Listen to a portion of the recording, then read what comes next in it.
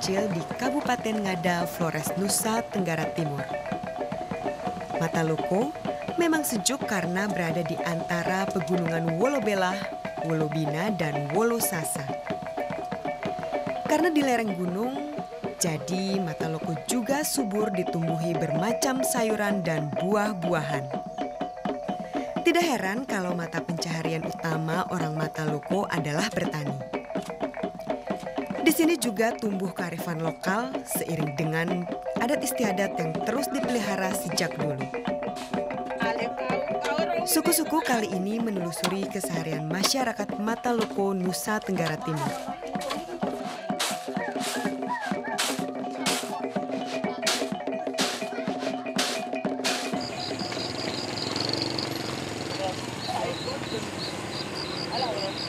Sekarang saya mau menuju ke pasar karena hari ini tepat sekali dengan hari pasar yang cuma ada, pasar itu buka hanya satu minggu satu kali. Nah, saya pengen naik bis kayu yang katanya sih kita nunggu di sana, tapi untuk berjalan kaki saya pengen tanya sama tukang ojek yang saya.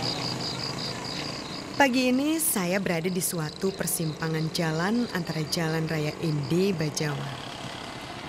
Menurut orang-orang, hari ini adalah hari pasar. Hari pasar di setiap daerah di Ngada memang tidak seragam. Di Mataloko jatuhnya hari pasar pada hari Sabtu.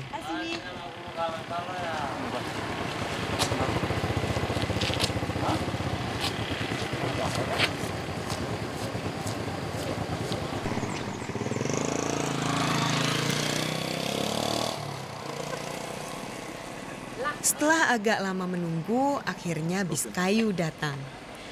Memang butuh waktu yang lama menunggu bis kayu. Karena selain jumlahnya terbatas, juga sudah dipenuhi penumpang dengan segala bawaannya. Maklum, beginilah suasana kalau hari pasar. Udah datang bis kayu tapi penuh.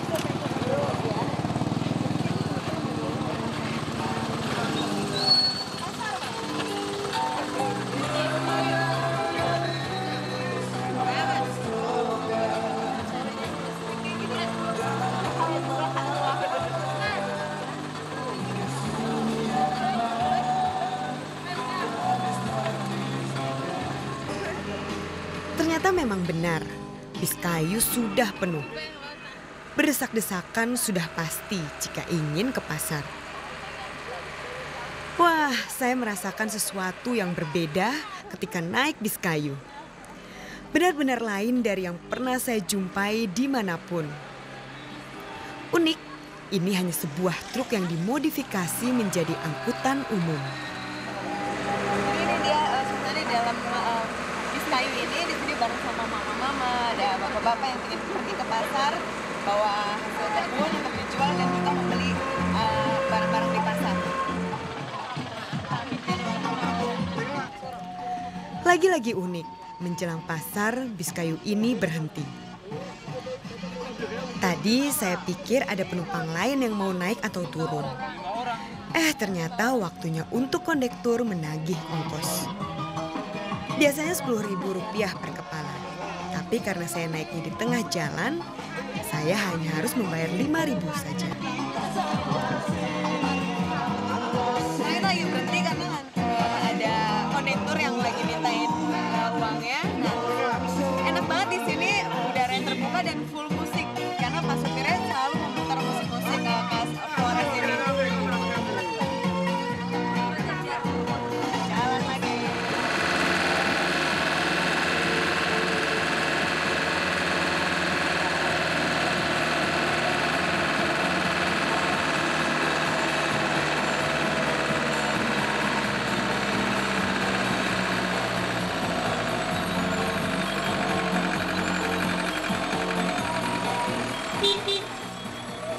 Sekitar 20 menit akhirnya tiba juga di pasar Mataloko.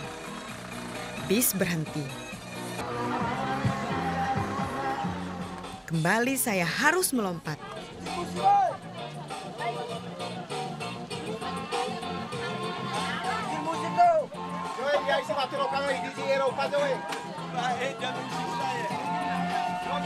Bagi laki-laki tidak begitu masalah.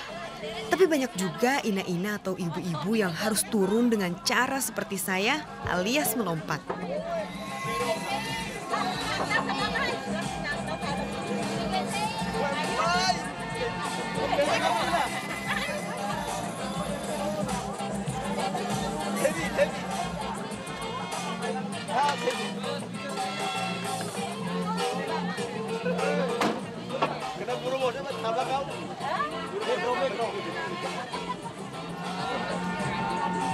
Wah, seru banget udah bantu mama-mama dan segala macam. Sekarang kita pengen lihat keliling-keliling pasarnya. Yuk.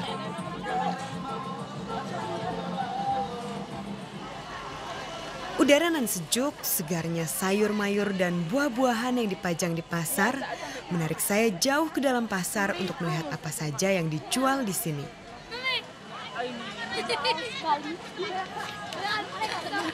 Isi pasarnya lengkap banget, tidak hanya sayur mayur, terus juga ada hewan-hewan dari mulai ayam sampai babi dan juga ada plastik-plastik sampai ada kasur di sini.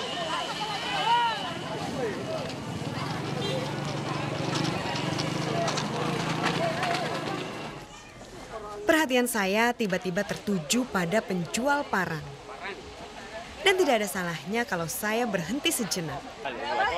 Bentuknya yang khas dan unik memang sangat atraktif. Parang-parang ini buatan sendiri orang Mataloko.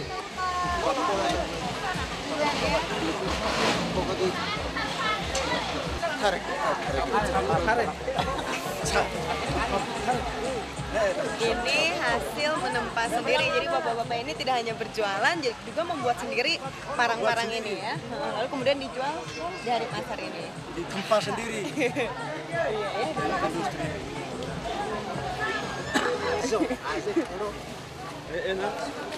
Kayak ya, ini tas ini namanya. Saya tergoda melihat tas rajut khas Flores. Menurut penjualnya, tas ini dinamakan lega. Biasa dipakai kaum laki-laki Mataloko untuk menaruh berbagai perlengkapannya. Itu 65. Ini biasanya dipakai sama ibu atau bapak? Bapak. Buat taruh ini ya.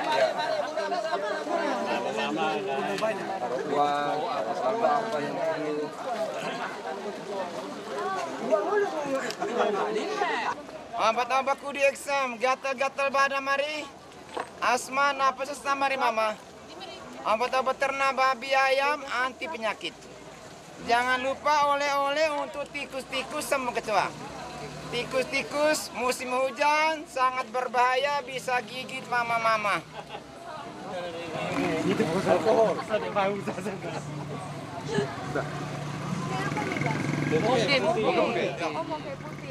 Ada juga moke di sini.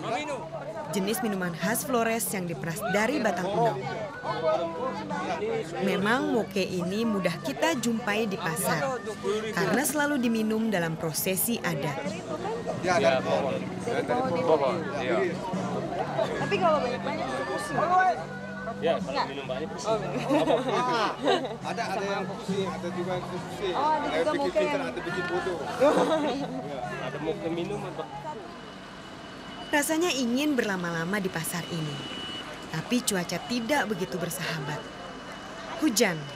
Jadi saya sudahi dulu ke pasarnya hari ini. Apalagi saya sudah membeli lega atau tas khas Flores.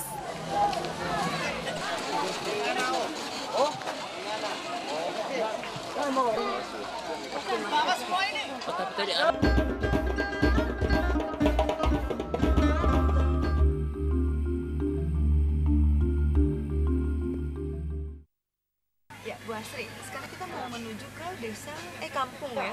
Liba. Iya, Kampung Liba, Desa Ratu Gesa. Ratu Gesa. Iya, Itu tempat yang memang suku pertama kali menempati tanah Mataloko ini ya Bu ya? Iya, iya. Suku apa Bu namanya? Setelah mengunjungi hari pasar, semakin mengilik keinginan saya untuk menyelami orang Mataloko. Dengan ditemani Ibu Asri, saya menuju ke Kampung Liba di Desa Ratu Gesa yang didiami suku Gisige di Wakung. iya. suku yang pertama kali mendiami kawasan Mataluku.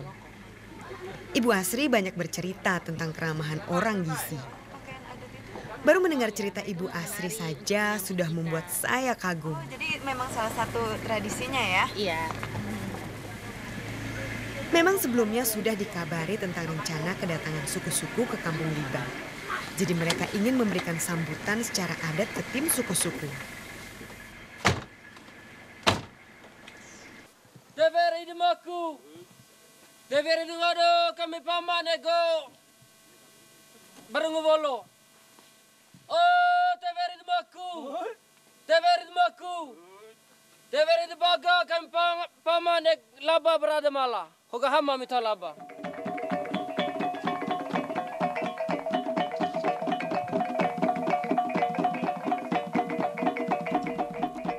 Tari jait, tari selamat datang.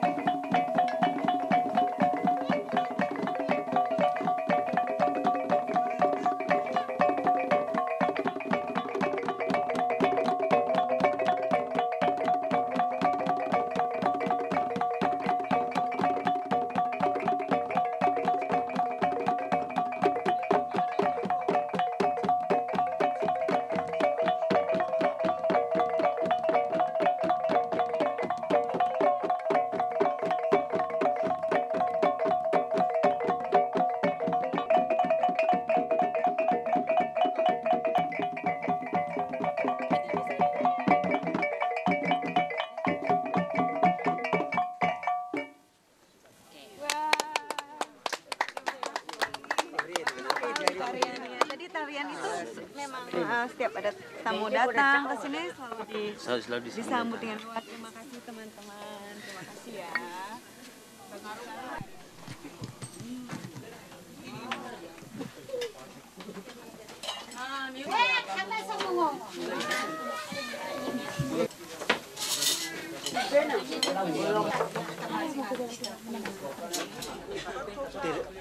Usai menari, saya didaulat untuk makan bersama.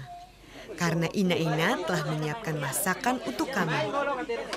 Olahan hasil ladang dengan bahan-bahan sederhana menjadi santapan istimewa siang ini bagi saya. Nasi dari beras tumbuk, sayur pucuk labu, serta sambal mentah plus seteguk moke terasa sangat pas. Sekali lagi membuat saya tidak bergeming dengan keramah tamahan mereka sekaligus merasa seperti berada di rumah sendiri.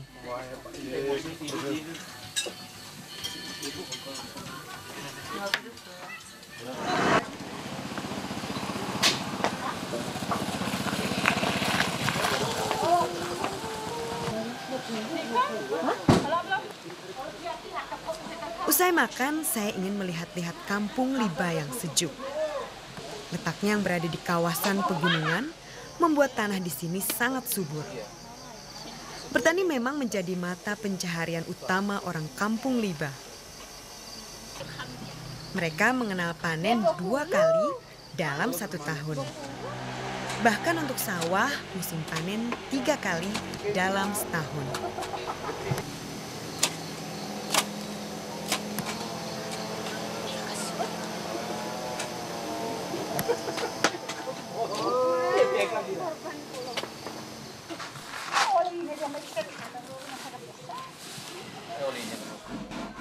Tidak hanya dalam mengolah lahan, pandai besi Kampung Liba juga masyhur. Saya jadi teringat parang-parang yang dijual di pasar Mataluku.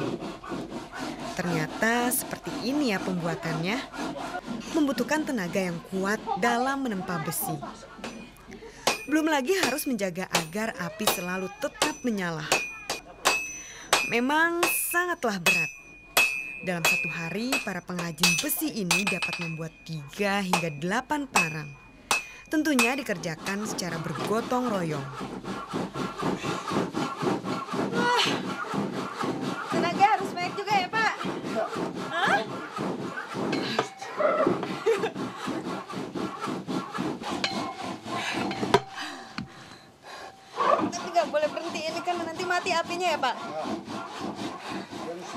barangnya terus. Oh iya.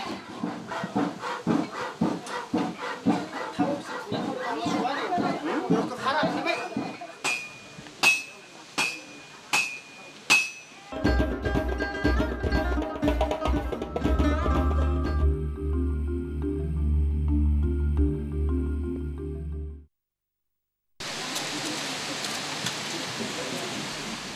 Sebagian besar rumah warga masih terbuat dari bambu. Kampung Liba memang banyak pohon bambunya dan besar-besar. Adat di sini juga mengatur penggunaan bambu yang ada di hutan. Jadi warga pun yang ingin mengambil bambu diatur melalui adat. Tengah menikmati Kampung Liba, saya bertemu dengan Bapak Anastasius Paru. Yang kemudian mengajak saya melihat rumah adat atau Sao Lipaziah. Rumah adat ini namanya Lipaziah. Lipaziah. Nah, ini batu ini namanya nabe. Apa? Nabe. Nabe. Ya. Nabe ini Nabe. memang sengaja ditaruh di sini. Ya, sengaja taruh di sini untuk kalau kita sebelum naik ke atas di sini untuk alat itu gosok kaki. Oh, untuk Nah, keset ya, Ya, keset tapi keset. dari batu Dari ini batu. untuk membersihkan Iya. alas kaki itu ya. terus ini namanya tangi, Tangi itu gunanya tangga. untuk seperti tangga. Nah, Sebagai tangi Ya, ini sebagai tangga, tangga. ya. Terus kalau ini ada apa ini Pak? Patung atau ukir-ukiran atau? ini namanya tuku tangi, tuku tangi, ya. Tuku tangi ini maksudnya? Tuku tangi, Tuku tangi ini tuku tangi. maksudnya? Nah, ini Ada dua. untuk dua ini untuk penahan ini nih. Oh, untuk penahan. Iya. Tangi. Tapi ada maksud-maksud tertentu ataukah ada dia punya ukiran ini ada simbol-simbol tertentu. Artinya di daerah Matelokor sini masih mengenal budaya bangsawan dengan hamba sahaja. Ada agak mejanya, agak kisahnya dengan benanajanya. Bapak Lawrence, kami masuk. Wah, Bapak lagi Beruntung ketika kami akan memasuki rumah, tetua adat Bapak Laurentius tengah membuat kerajinan tangan dari batok kelapa di beranda Sao Lipaziah. Menggayung nasi. ini dari batok kelapa kayaknya ya? Ya, dari batok kelapa. Batok kelapa. Kalinya dari rotan. Nah, ini untuk tempat minum, Minum. pengganti gelas. Pengganti gelas ya. Iya. Kita masuk ke dalam, iya, Bapak. kita masuk. Permisi, masih. Boleh masuk ya, Pak ya? Ya.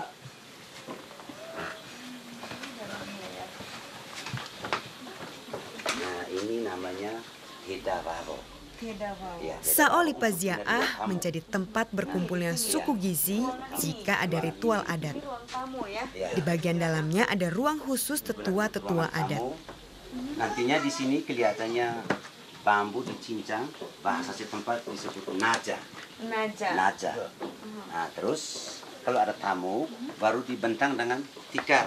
Tikar. Anyaman dari daun lontar sebagai tikar. Alasnya lah Ya, ya. alasnya. Alas. Di dalamnya ada apa nih, Pak? Nah, di dalamnya itu digunakan untuk tempat musyawarah pada saat-saat tertentu.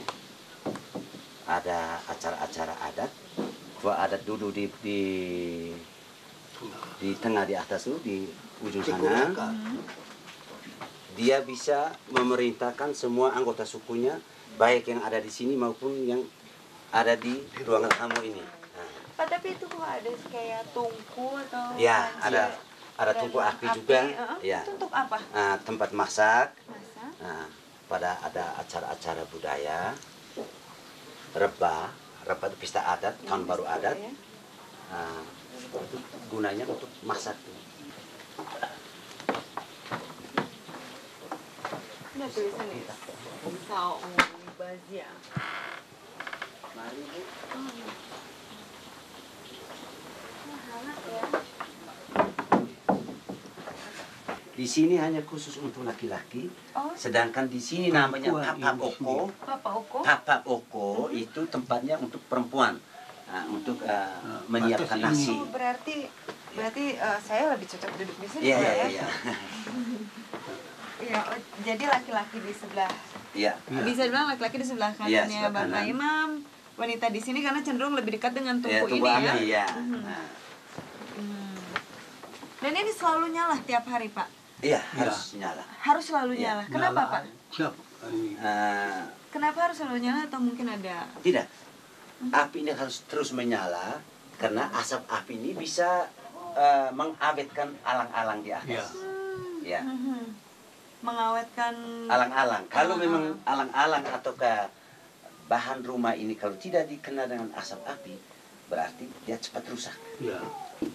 Dianyam dari daun lontar biasanya untuk mengisi beras. Ya, beras. Nah, ini bambu, ini apa ini?